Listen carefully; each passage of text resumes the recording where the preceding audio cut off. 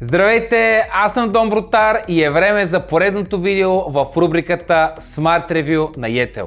Днес ще ви представя един от наистина топ моделите на смарт часовници за тази година, модела на Huawei Watch GT4. Модел, който го има както в мъжки вариант, като този на моята ръка, така и в женски вариант за наистина по-претенциозните дами. Разликата, разбира се, идва в големината на корпуса.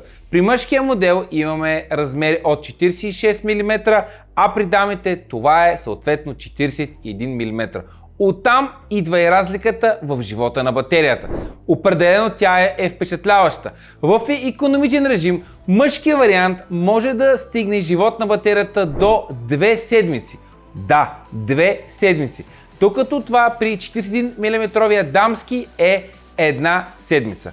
Така наречения икономичен режим все пак не мисля, че отива за повечето от нас, активните потребители, които постоянно нещо цъкат, нещо им изкача от тук, от там.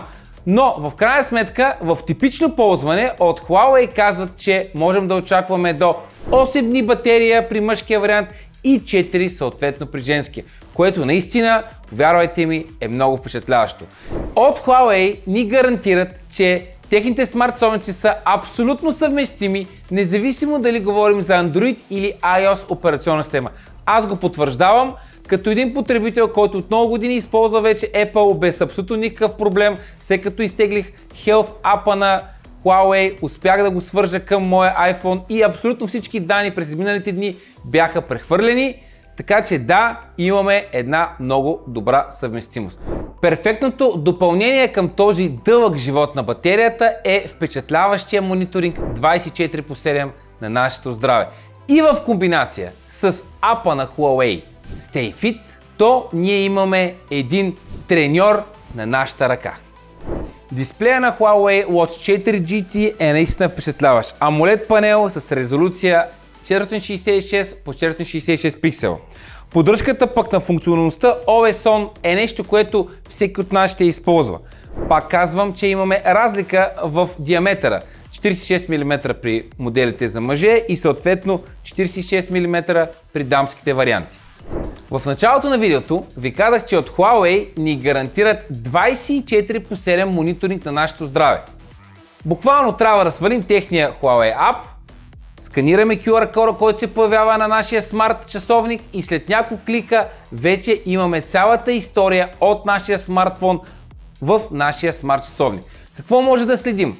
Кислород в кръвта, ниво на стрес, нещо, което е все по-важно. Съня, как спим, колко сме се будили, изобщо какво е неговото качество. И разбира се, пулс. Освен това, от Huawei ще получаваме препоръки какво да променим, за да повишим нашите показатели.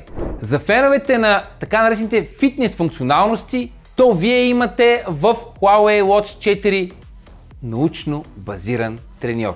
Да, точно така. В реално време вие ще следите вашите калории и ще получавате препоръки. Да, препоръки. Наистина от Huawei 24/7 мониторинг и на нашите фитнес параметри и на нашето здраве. Живота на батерията е може би за мен най-важният и основен параметър. А тук той ме впечатли. В икономичен режим 46 мм вариант ще издържи до 2 седмици с едно зареждане, а съответно дамския вариант до една седмица. В интензивно ползване, както са го нарекли от Huawei, съответно можем да очакваме до 8 дни и съответно 4 дни при женския вариант. А тези от вас, които са фенове на функционалността Always On Display, могат да очакват до 4 дни при мъжкия вариант и до 2 дни при женския.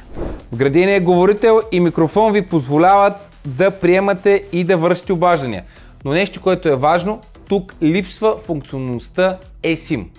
Тоест, вашия смартфон трябва да е близко, за да може да използвате вашия смарт часовник за приемане и за отхвърляне на обаждане.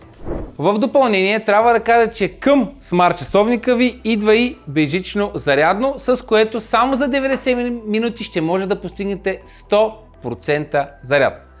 Смарт часовника Huawei Watch 4 не поддържа плащания през него. Но в същото време от Huawei ни гарантират, че имаме абсолютна съвместимост на 100% с iOS и с Android. За първото аз мога да потвърдя, тъй като на мен ми отне точно 5 минути, за да синхронизирам цялата информация от моя iPhone, съответно с този смарт часовник. В заключение, трябва да кажа най-важните функции и най-важните параметри на Huawei Watch 4 GT. За мен, номер 1, живот на батерията. Номер 2, наистина този 24/7 мониторинг на здравето. Номер 3 е разнообразието, благодарение на различните модели за жени и за мъже. Номер 4 за мен е интеграцията, която има с iOS и с Android, което прави наистина часовника едно универсално устройство. И за финал, ако това видео ви е харесало и искате да сте в крак с последните новини от света на смарт устройствата, то последвайте рубриката Smart Review на Yetel.